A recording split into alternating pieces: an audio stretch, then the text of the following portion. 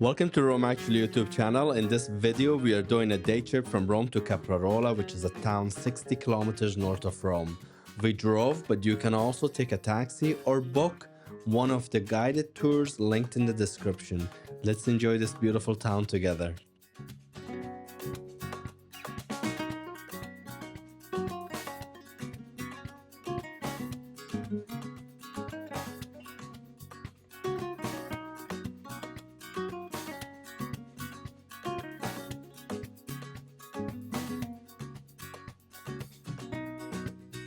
Caprarola is a medieval town, also in the Tuscia area, in the Viterbo province of the Lazio region, and it's lovely. We are walking in the historic center.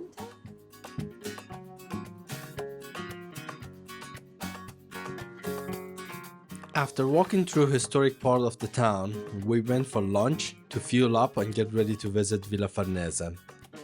In Caprarola, there are excellent restaurants, including Antica Trattoria del Borgo and Osteria della Rosa, but you need to call ahead to reserve your table in advance. Find their contact information in the description below. After lunch, we went to visit Villa Farnese, which is the main landmark in the town. It's less than 200 meters from the mentioned restaurant, so we walked there and bought the tickets at the entrance. We are in Caprarola and we are about to visit Villa Farnese in the historic center of the town. In the heart of the small town of Caprarola stands tall and majestic Villa Farnese, one of the most fascinating examples of Renaissance-style residence in Italy and all of Europe. Wandering around its dozens of beautifully frescoed and decorated rooms and halls and fairy tale-like gardens, you can almost picture the opulent life of its original owners, the rich and powerful Farnese family.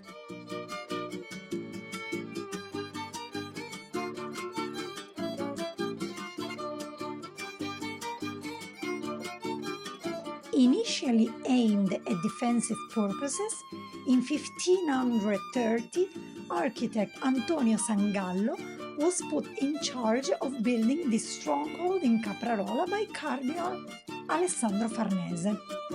A towering pentagonal structure started to take shape when only 4 years later, the Cardinal, now elected Pope as Paul III, suddenly decided to put a halt to the ambitious project.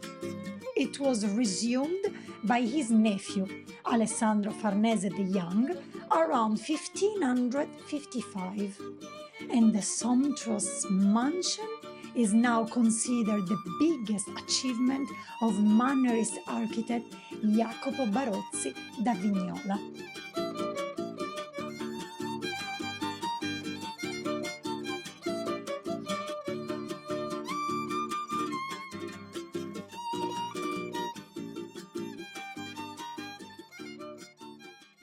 After you buy the ticket, admire the internal courtyard where you get the first hint of the opulence you are about to witness.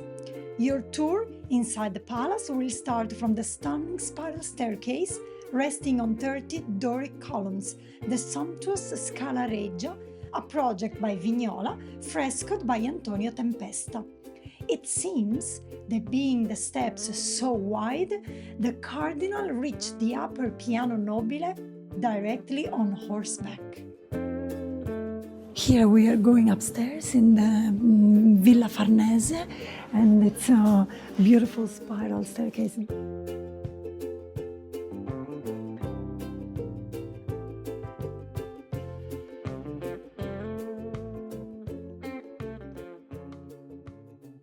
When walking around these rooms, stop in the center and take your time to appreciate the decorations and the frescoes.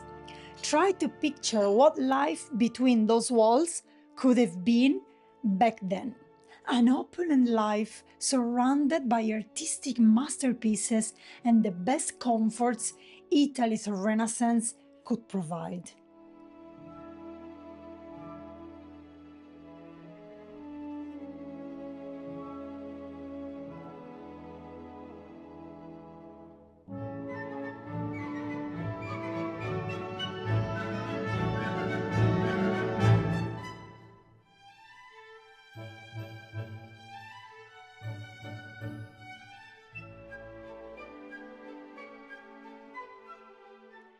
If you look carefully, alongside mythological figures, you can spot historical events crucial to the Farnese family, painted by some of the most famous artists of the time, such as Federico and Taddeo Zuccari, Giovanni Antonio da Varese, and Jacopo Zanguidi. These are especially clear in what's known as Stanza dei Fasti Farnesiani, finely decorated with frescoes aimed at celebrating the Farnese dynasty, such as the rise and expansion of the clan, its leaders, and swearing-in scenes with particular emphasis on their highest period with Pope Paul III Farnese. All in an exquisite harmony of lines and colors, mythological figures and tales, typical of the Renaissance and with the reiteration of the Farnese coat of arms.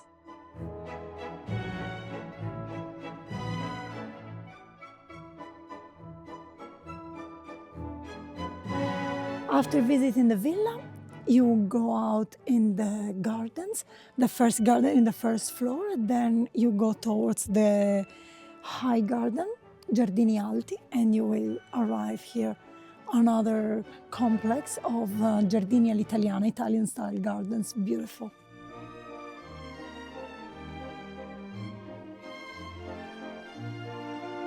End your journey around 16th century Italian mannerist luxury with a stroll in the mansion's wonderful park and gardens.